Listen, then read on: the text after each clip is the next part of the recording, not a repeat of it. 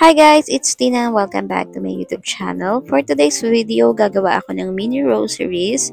Tamang-tama, may order ako ngayon na ginagawa. At dahil may nag-request nga kung paano ko daw ginagawa itong mini rosary na to, kung paano yung mga sizes at mga materials na gagamitin. Ayan, shoutout nga pala kay Jennifer Arante. Ayan, siya yung nagre-request ng video kung paano ko ito ginagawang mga mini rosaries. So, ito nga yung hawak ko ngayon. Ito yung usually or common na ginagamit sa mga souvenirs.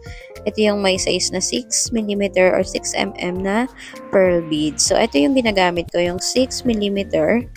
Ayan, 6mm, meron niyang white na white at saka pearl beige. Ito, yung white beige yung ginagamit ko. And then, itong mas malaki ay 8mm po yung size niyan. Ayan. So, ito naman tayo sa may bead spacer. Ang ginagamit ko dati ay 2mm lang, pero ngayon nag-switch ako sa 3mm para mas malaki yung space niya kapag nabuo na yung pinaka-rosary at mas malaki yung butas niya. Ayan. So, 3mm. Meron din nga palang metal bead spacer na ganito at meron naman plastic. So, ito naman yung ginagamit kong cross, yung metal cross na gold.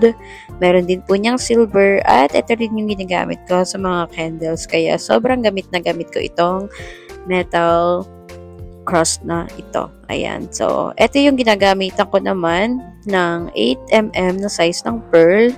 And then, meron siyang itong wooden cross.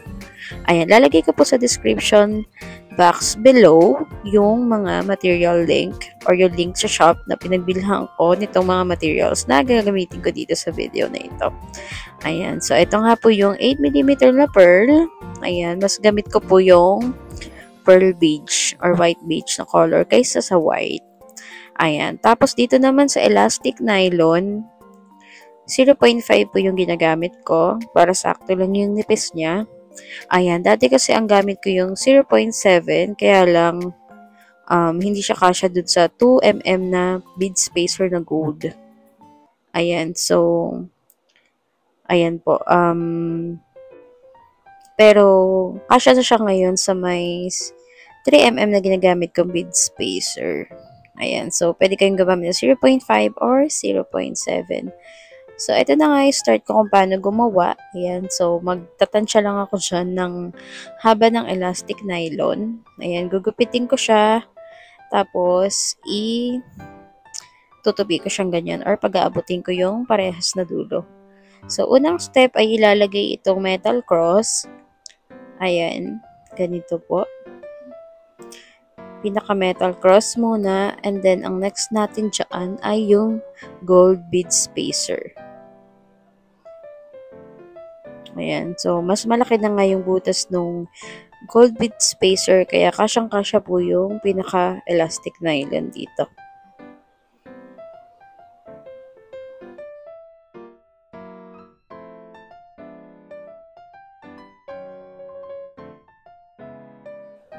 After naman ng bead spacer, ay susunod naman itong 6mm na pearl.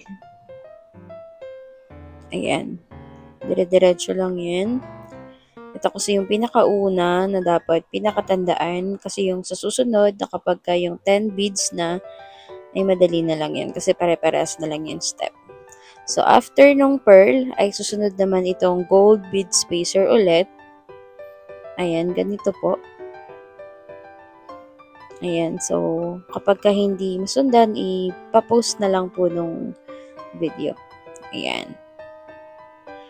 So, next natin dito ay dun sa magkabilang ano na po, elastic. Ayan. So, bead spacer na po ulit siya tag-iisa. Hindi na magkasama yung pinaka-elastic nylon. Ayan po.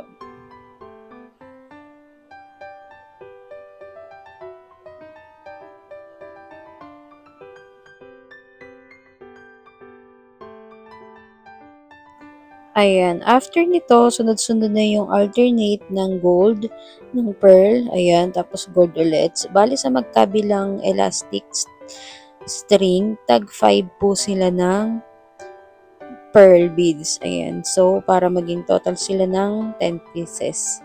Ayun, so madali lang naman kasi alternate lang naman siya ng pearl at saka ng gold. Ayan po, tignan po natin mabuti. Ayan. Tapos sa isang size, yung 8mm, same lang naman siya ng procedure or mas madali naman siya kasi wala ng bead spacer, dire-diretso lang yung wooden cross and then yung 10 pieces na 8mm na pearl beads. Ayun po, pinakamadali siya.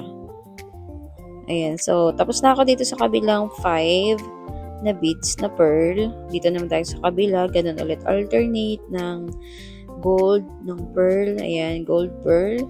5 piraso po yan. Ayan, kasi pag pinagduktong siya after mabuhol, 10 pieces na po siya lahat-lahat.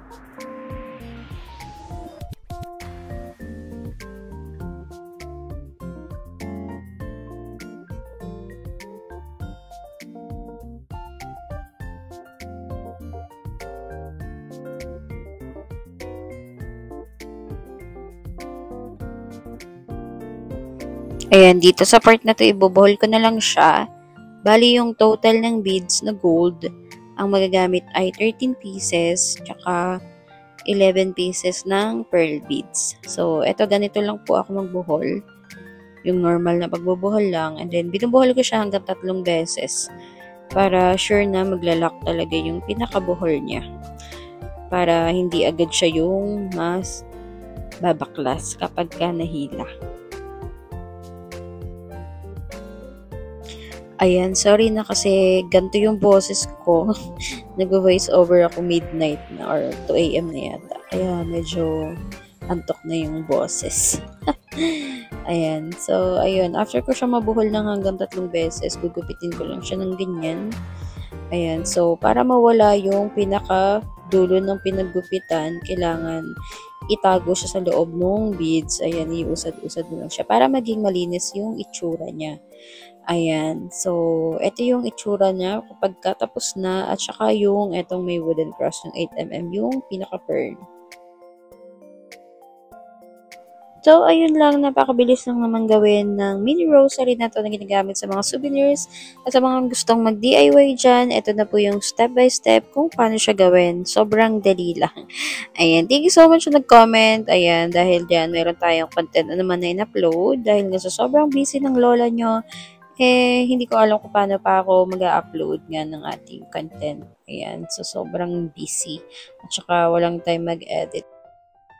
So, ayun na nga. Thank you so much for watching. Comment down below and nasa description po lahat ng link ng pinagbilang kong shop. Thank you so much.